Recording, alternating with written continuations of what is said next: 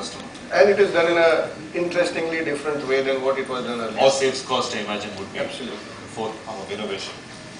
Professor Samke, let me bring you in on this. Is the word innovation confused a lot with invention, of inventing a new idea, of inventing a new product, a system, or a process?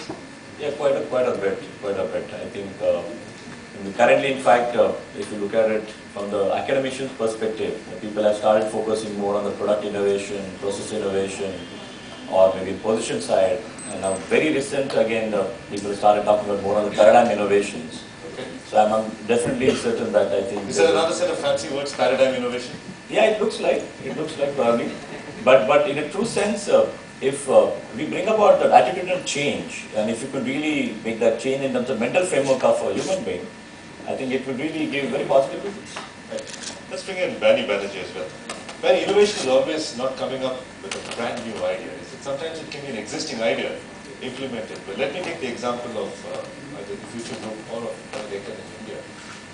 Budget airlines have existed since the 50s and 60s, Southwest, Ryanair, JetBlue.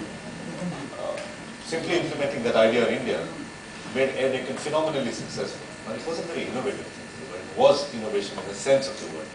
Would you outline for us the difference between idea innovation and just simple execution innovation? I think I'll take that question and interpret it slightly differently as to, given that innovation is a buzzword, it's a much overused buzzword. It's a much abused buzzword? I think so as well, because I don't. Point of abuse? I think culturally we are not trained to be innovative, especially in an education system that was left behind by the colonial past. But catch someone who doesn't think they're innovative, right? So there's this disparity between what people believe they are and what they are. But I think that innovation is a much misused word. So maybe going under the surface and asking what constitutes innovation, I think it's a combination of, it's a way of being. I think it's a complex. It involves alternate cognitive models. It involves attitudinal differences. It involves living in a different culture, creating a culture around you where that's possible. And I think it's almost a habit. It's a way of being. So to answer your question, I think innovation is possible in both of those sectors. But the question is, did you arrive at it with a different cognitive space compared to, say, your typical inductive and things like that? That's spoken like a true academic. You got the words cognitive space as well, apart from paradigm innovation. Let's bring in another academic, Professor M Rammohan Rao, Dean of ISB.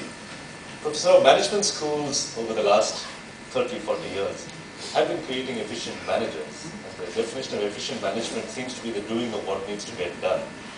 Are we, in a sense, producing thousands of clones of people who are just going to implement other people's ideas?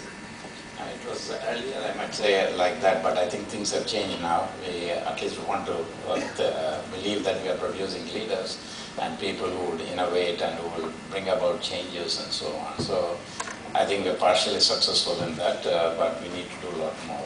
Do today's students understand the dynamics of what the word innovation means, or has it become a fancy buzzword in college? In some sense it's a buzzword, but I think the students do realize that innovation, at least, different people define innovation in different ways. So in their own definition, in a way, I think students do understand that they need to bring about changes, some thinking, innovative. See, we have an artist in residence program, and students are really enthused about that because of the creativity. How do you become creative and so on? There are different ways that people look at it. Let's bring in Sten, Research Director at Malardalen. Am I pronouncing it correctly? Malardalen University in Sweden. Professor, engineering has not been known as the most innovative of sciences. Engineering has been known as an efficient way to build bridges, build buildings, build tunnels, build all sorts of great human edifices.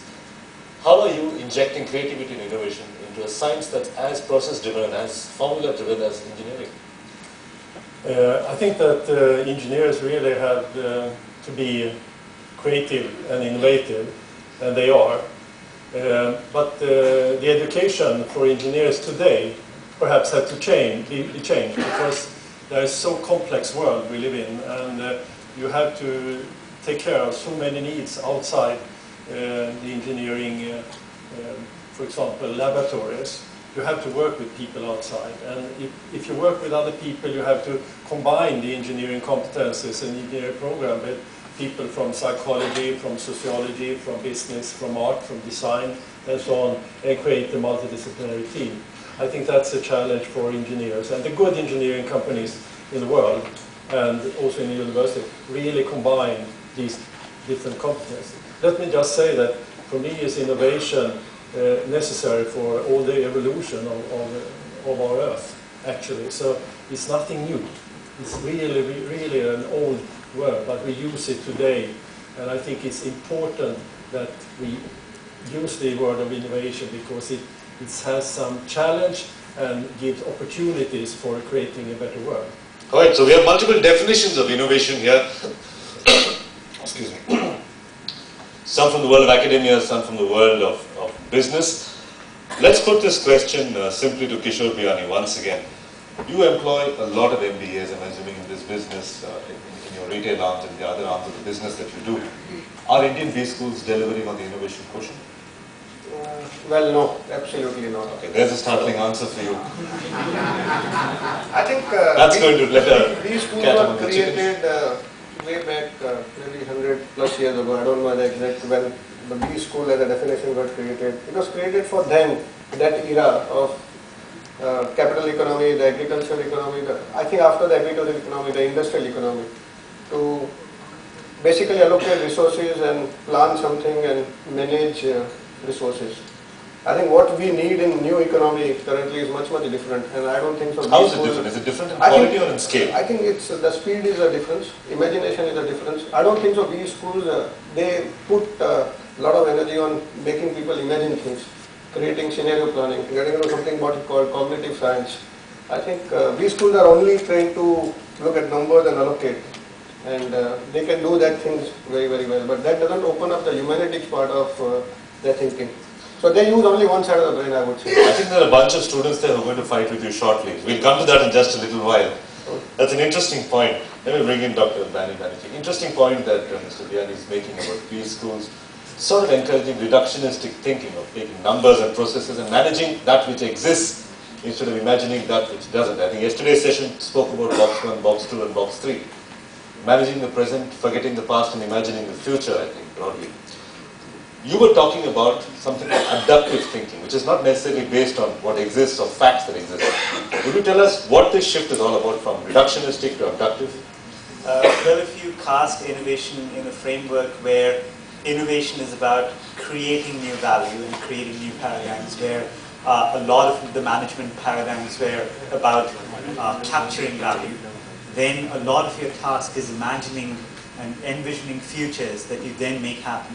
So abductive thinking is opposed to inductive and deductive thinking in the way that it's the logic of the possible.